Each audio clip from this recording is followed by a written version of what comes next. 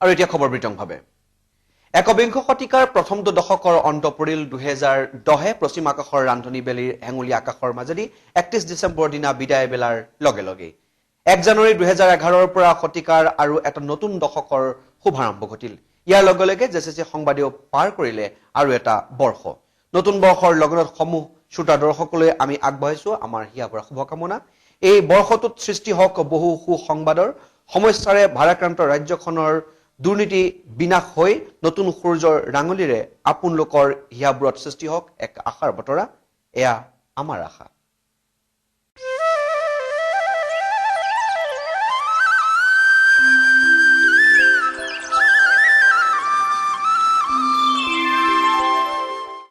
নৱবৰ্ষৰ এই শুভ লগনত আহকচোন এবাৰ উভতি চাওঁ 2010 বৰ্ষটোত জেচিচি সংবাদে আগবঢ়োৱা উল্লেখনীয় প্ৰতিবেদনসমূহৰ কেইটামান স্মৰণীয় মুহূৰ্তৰ ভিত্তিত জেচিচি সংবাদৰ 2010ৰ এই ৰেঙনিৰে আমি পুনৰ পন লৈছো সংবাদ কক্ষৰ পৰা 2011 বৰ্ষটোতো আগৰ দৰে আপোনালোকৰ এই প্ৰিয় অনুষ্ঠানটো তথ্য নিৰ্ভৰ তথা অধিক আকৰ্ষণীয় কৰি তুলিবলৈ তেন্তে উভতি চাওঁ হওক 2010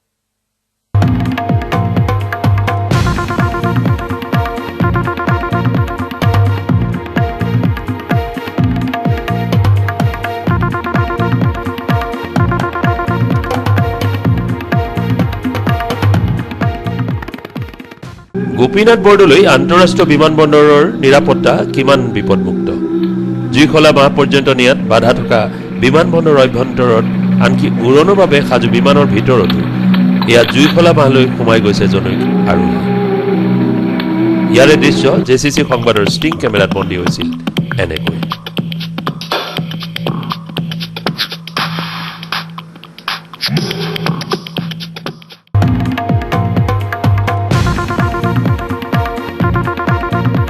জাগিৰোডত জন্মৰ ভুৱা প্ৰমাণপত্ৰ বেহা কৰা এটা ৰেকেটৰ বিষয়েও এক গুৰুত্বপূৰ্ণ সংবাদ সম্প্ৰচাৰিত কৰা হৈছিল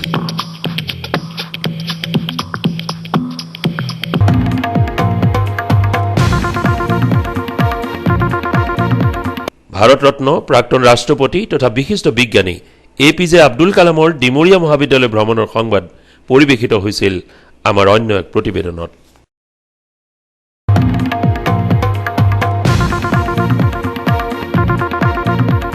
মেঘালয়ৰ মুক্ত কয়লা খননৰ উৎসসমূহৰ জৰিয়তে কপিলী নৈৰ পানী এচিডযুক্ত হৈ প্ৰদূষিত হোৱাৰ সম্ভাৱনা সম্পৰ্কতো এক বিশেষ সংবাদ প্ৰকাশ পাইছিল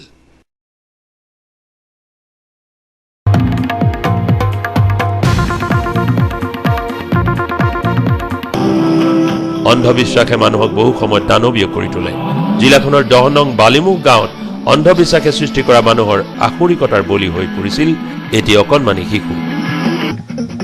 শিশুটিৰ গাত ভূত লগা বুলি কৈ এজনী বেজনীয়ে ভূত খেদিবলৈ ঝাৰুৰে কোবোৱা দৃশ্য দেখিও গাঁৱৰ মানুহে বেজনীৰ আখৰিকতাৰ প্ৰতিবাদ নকৰাটোৱে নিশ্চয় বিকৃত মানসিকতাৰেই এক চানেকি আছিল সংবাদটোৱে সমগ্ৰ জিলাখনতে বিশেষ চাঞ্চল্যৰ সৃষ্টি কৰিছিল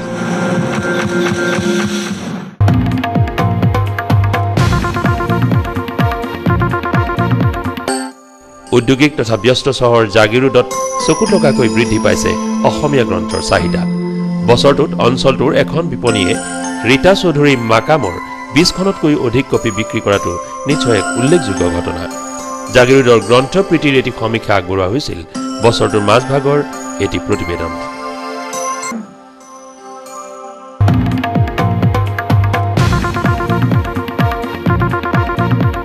বৰ্ষটোত এক শক্তিশালী যুৱনেতা হিচাপে বিশেষভাৱে আকৰ্ষণৰ বিন্দু হৈ পৰা অখিল গগৈয়ে জাগিৰোডৰ সমীপৰ ভকত গাঁৱত অনুষ্ঠিত এখনি জনসভাত দুৰ্নীতি ভ্ৰষ্টাচাৰৰ বিৰুদ্ধে ৰাইজক মাৰ বান্ধি থিয় হোৱাৰ আহ্বান জনোৱা সংবাদটিও জেচিচি সংবাদত গুৰুত্ব সহকাৰে পৰিৱেশিত হৈছিল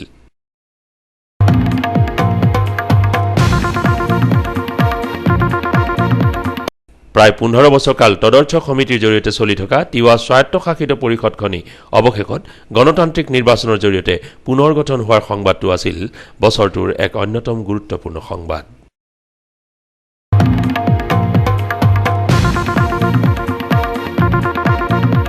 মোবাইল আতংকৰ আঁৰৰ ৰহস্য কি কম্পিউটাৰ প্ৰয়োগেৰে কোনোবা দুষ্ট মহলে কেনেকৈ এই আতংক সৃষ্টি তথা প্ৰসাৰিত কৰিবৰ যত্ন কৰিব পাৰে সেইটোৰ ওপৰত এক হাইটেক অনুসন্ধানমূলক প্ৰতিবেদন আগবঢ়োৱা হৈছিল জেচিচি সংবাদৰ জৰিয়তে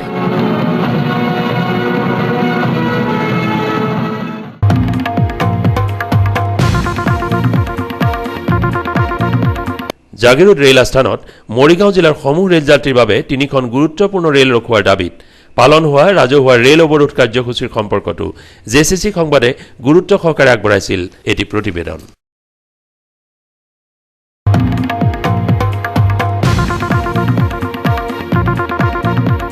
এটা হাতী পোৱালি ৰোগগ্ৰস্ত অৱস্থাত গোভা গাঁৱৰ জনবসতিস্থললৈ আহি বাট হেৰুওৱাৰ পিছত পোৱালিটোক যেনে তেনে ধৰি আনি শুশ্ৰূষাৰ জৰিয়তে সুস্থ কৰি তোলাৰ বাবে গোভা ৰাইজে চেষ্টা কৰাৰ সংবাদটোক বিকৃতভাৱে একাংশ বৈদ্যুতিন মাধ্যমে সম্প্ৰচাৰ কৰাক লৈ সৰব হৈ উঠিছিল জেচিচি সংবাদ।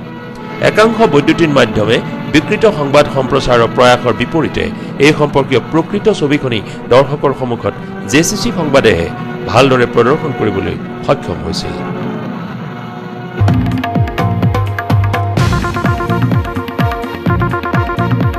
জিলাখনৰ এক গুৰুত্বপূৰ্ণ পৰ্যটকস্থলী তথা একখৰ্গ বিশিষ্ট গড়ৰ অন্যতম বসতিস্থল পবিতৰাৰ পৰা মানাহলৈ 2টা গড় স্থানান্তৰ কৰাৰ সম্পৰ্কতো সম্প্ৰচাৰিত হৈছিল এক প্ৰতিবেদন।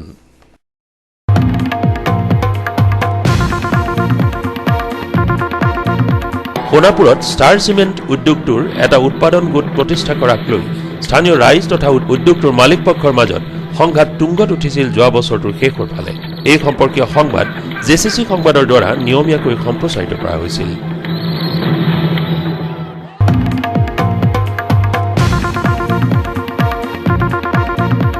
স্থানীয় তিৱা সংস্কৃতি সম্পৰ্কীয় সংস্থা তিৱা কান্তিচুৰী চমতে বছৰটোত ৰাজ্যৰ বাহিৰৰ একাধিক সমাৰোহলৈ অনুষ্ঠান প্ৰদৰ্শনৰ বাবে আমন্ত্ৰণ লাভ কৰিছিল। 2010 বৰ্ষৰ সামৰণি পৰ্বৰ তথা 11 বৰ্ষৰ আৰম্ভণিতে অঞ্চলটোৰ চৌপাশত থকা নৈসৰ্গ প্ৰধান একাধিক স্থললৈ বনভোজ খাবলৈ অহা দলসমূহৰ আগমন ঘটিল। ডিচেম্বৰ আৰু জানুৱাৰী মাহৰ এই সময়ছোৱাত সাধাৰণতে দৈনন্দিন ব্যস্ততাৰ পৰা অব্যাহত লৈ বহু লোকে বনভোজ খাবলৈ ওলায়, কিন্তু পৰিতাপৰ কথাটো হ'ল বনভোজৰ দলৰ অধিকাংশই সকলোকে আমনি কৰি বিকট শব্দ কৰি মাইকত গান গাই বাটে পথে চিঞৰ বাখৰ কৰি এক অহেতুক পৰিৱেশৰ সৃষ্টি কৰিছে। এই সম্পৰ্কত আমাৰ এটা ৰিপৰ্ট। বনভোজ দলৰ প্ৰতাপত প্ৰকৃতি পলাব নেকি? হয়, এনে এক শংকাৰেই সৃষ্টি হৈছে। প্ৰকৃতিৰ অনুপম আশীষ ৰাজিৰে ধন্য জিলাখনৰ বহুকেইটা নিৰিবিলি স্থানলৈ বনভোজ খোৱাসকলৰ আগমন ঘটিল, কিন্তু এওঁলোকৰ ভিৰে প্ৰকৃতিৰ নৈসৰ্গিক আবেদনক ধ্বংস কৰিছে আৰু বহু সচেতন তথা সংস্কৃতিবান লোকৰ বাবে এনে বনভোজৰ দলসমূহ বিতৃষ্ণাৰ কাৰক হৈ পৰিছে। জিলাখনৰ প্ৰাকৃতিক সৌন্দৰ্যৰে উপচি পৰা ঠাইসমূহত এই দুমাহে সততে পৰিলক্ষিত হোৱা দৃশ্যসমূহ হ'লগৈ বনভোজৰ নামত সুৰাপান কৰি মতলীয়া হৈ বহু বনভোজ দলৰ সদস্যই প্ৰকৃতিৰ শান্তি বিনষ্ট কৰা, বহুতে অবিবেচকভাৱে বনভোজ খোৱা ঠাইখন লেতেৰা কৰি পেলনীয়া বস্তুবোৰ য'তে ত'তে এৰি আহে। বনভোজৰ সময়ত শব্দ প্ৰদূষণৰ সৃষ্টি নকৰাকেও নিশ্চয় আনন্দ উপভোগ আদি হ'ব পাৰে। প্ৰকৃতিৰ নীৰৱতা আৰু তাৰ নিজস্ব আবেদনক সন্মান কৰিব নজনাজন দৰাচলতে কিমান প্ৰকৃতিপ্ৰেমী। একখৰ্গ বিশিষ্ট গড়ৰ আৱাসস্থল পবিতৰাৰ চৌপাশেও বনভোজ দলৰ আগমন ঘটিছে অতি বেছিকৈ। ইয়াৰ ফলত পাৰ্কখনৰ সামগ্ৰিক নৈসৰ্গিকতা বিনষ্ট হোৱা নাইনে? এই লৈ কৰ্তৃপক্ষৰো মূৰ কামনি নোহোৱাটোত চকিত হৈ উঠিছে একাধিক প্ৰকৃতি সংগঠন। ৰাষ্ট্ৰীয় ঘাইপথৰ সম্প্ৰসাৰণৰ কামৰ অংশৰূপে জাগিৰোডতো বৰ্তমান পথটোত য'তে ত'তে কোনো সুৰক্ষা জাননী বেৰিকেড আদি নিদিয়াকৈ সংশ্লিষ্ট নিৰ্মাণ সন্থাটোৱে গাঁত আদি খান্দিবলৈ লৈছে। অলপতে মেঘালয়ৰ এজন ব্যক্তিয়ে এনে এটা গাঁতত পৰি মৰ্মান্তিকভাৱে মৃত্যুক সাৱটি ল'ব লগা হয়। কেনেবাকৈ মানুহজন দ খাৱৈহেন গাঁতটোত পৰি গ'ল। হয়তো নিশাতে সংঘটিত হৈছিল ঘটনাটো। গাঁতটোৰ পৰা কোনোপধ্যেই উঠি আহিব নোৱাৰি তেওঁ তাতেই মৰি থাকিল। অতি হৃদয় বিদাৰক আছিল দৃশ্যটো। পিছদিনা পুৱা কোনো পথচাৰীয়ে যেতিয়া আৱিষ্কাৰ কৰিছিল ঘটনাটো, এনেকৈ মৰণক সাৱটি ল'ব লগা হোৱা অচিনাকি মুখৰ মানুহজনক লৈ ব্যথিত হৈ পৰিছিল সমূহ প্ৰত্যক্ষদৰ্শীৰ হিয়া। ঘটনাটো সংঘটিত হৈছিল সিন্ডিকেট পইণ্টত ৰাজীৱ ভৱনৰ সন্মুখত, য'ত পথ নিৰ্মাণকাৰী সংস্থা এটাই ৰাস্তাৰ দুইফালে 2টা দ গাঁত খান্দিছিল। কোনো সুৰক্ষা জাননী নথকাকৈ, কোনো বেৰিকেডেৰে ঢাকি নিদিয়াকৈ নিশাটো উন্মুক্ত হৈ আছিল দ খাৱৈহেন গাঁতকেইটা। ইফালে নাছিল কোনো বিজুলী বাতিৰ ব্যৱস্থাও এই ঠাই টুকুৰাত। দুৰ্ভগীয়া মৃত ব্যক্তিজনৰ নাম হ'লগৈ অডলিয়েন শ্বন ডৰফাং। ঘৰ তেওঁৰ মেঘালয়ত, পেছাত এজন LP স্কুলৰ শিক্ষক। মেঘালয়ৰ ৰিভয় জিলাৰ গড়হাটাম নামৰ গাঁৱত তেওঁৰ ঘৰ। ৰাজহুৱা স্বাৰ্থক আওকাণ কৰি কাণ্ডজ্ঞানহীনভাৱে এনেকৈ চলাই গৈছে ৰাষ্ট্ৰীয় ঘাইপথ সম্প্ৰসাৰণৰ কাম নিৰ্মাণকাৰী সংস্থাসমূহে মৰিগাঁও জিলাত। নগাঁও কাগজ কলৰ পেপাৰ ফিনিচিং ঠিকাদাৰ শ্ৰমিক সন্থাই দুমাহ ধৰি দৈনিক মজুৰি আৰু অন্যান্য সা সুবিধাসমূহ আদায় নোপোৱাৰ প্ৰতিবাদত কাগজ কল কৰ্তৃপক্ষক এই বিষয়ত হস্তক্ষেপ কৰি সুমীমাংসাৰ দাবী জনাই 1 জানুৱাৰীৰ পৰা অনিৰ্দিষ্ট কাললৈ এক ধৰ্মঘটৰ জৰিয়তে কৰ্মবিৰতি পালন কৰিছে। নগাঁও কাগজ কলৰ সমাপন বিভাগত পেপাৰ ফিনিচিং কাম চলোৱা মেছাৰ্ছ ফকৰুদ্দিন নামৰ এক ঠিকাদাৰী সংস্থাই ফিনিচাৰ শ্ৰমিকসকলক প্ৰাপ্য অধিকাৰসমূহ আদায় নিদিয়াৰ অভিযোগ তুলি ফিনিচাৰ কণ্ট্ৰেক্টৰ্ছ লেবাৰ ইউনিয়নে অনিৰ্দিষ্ট কাললৈ এক ধৰ্মঘট পালন কৰিছে যোৱা 1 জানুৱাৰীৰ পৰা।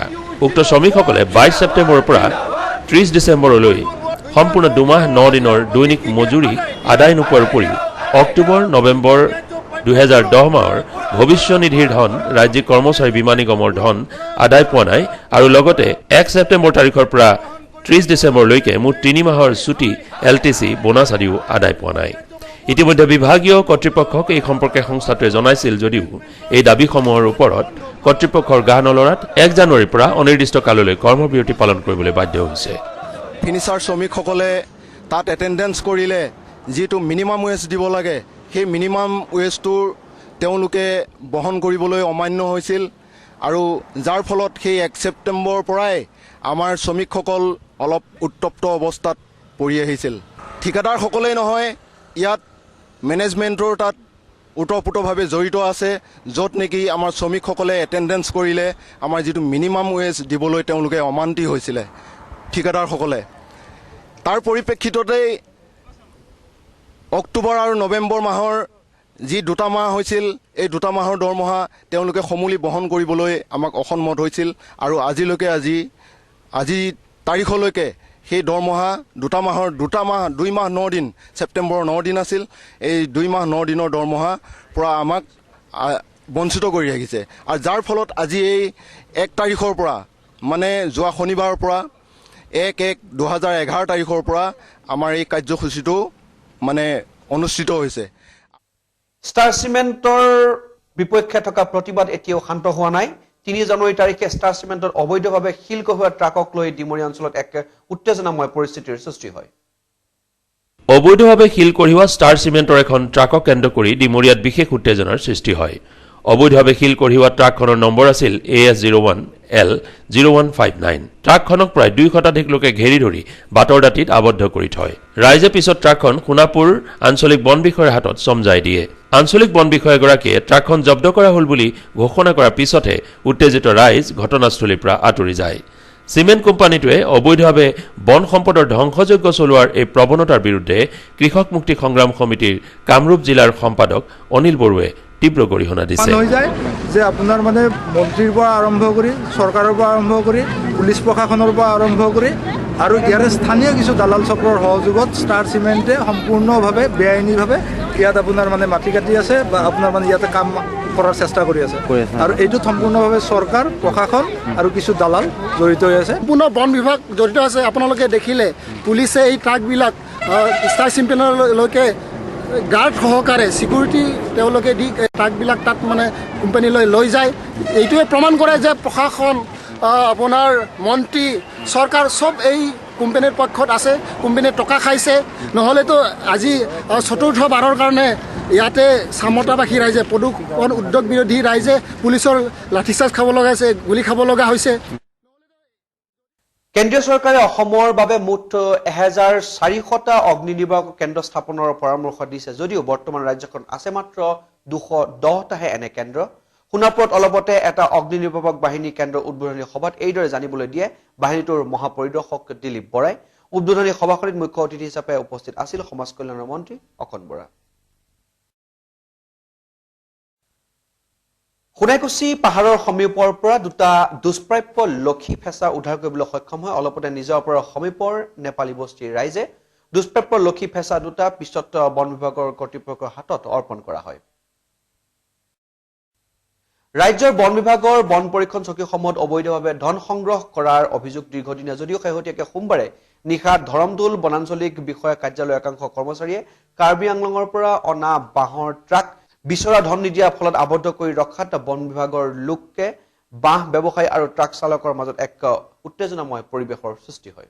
বন পৰীক্ষণ চকীসমূহত চিণ্ডিকেট পাতি অবৈধভাৱে ধন সংগ্ৰহ কৰা এনে দুৰাত্মৰ বাবে শেহতীয়াকৈ বাঁহ সৰবৰাহকাৰী ব্যৱসায়ীসকলে অধিক পৰিমাণৰ লোকচান ভৰিব লগা হোৱাত ক্ৰমে এনে ব্যৱসায় এৰিবলৈ বাধ্য হৈছে। ফলত বাঁহ ব্যৱসায় এৰাৰ লগে লগে নগাঁও কাগজ কলত অস্বাভাৱিকভাৱে নাটনি ঘটিছে প্ৰয়োজনীয় কেঁচা সামগ্ৰীৰ।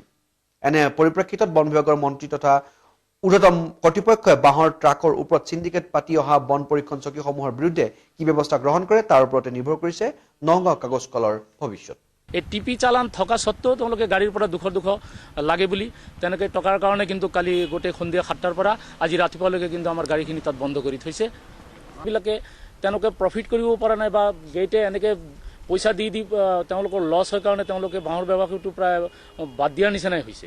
গতিকে এই গাড়ীবিলাকক ৰখাই তেওঁলোকে যিবিলাক পইচা সংগ্ৰহ কৰি আছে এইবিলাক যদি বন্ধ নকৰে অচিৰে কিজানি আমাৰ হিন্দুস্তান পেপাৰ কৰ্পোৰেশ্যনৰ নগাঁও কাগজ কলখন বন্ধ হ'ব বুলি আমি উপলব্ধি কৰিব পাৰিছোঁ।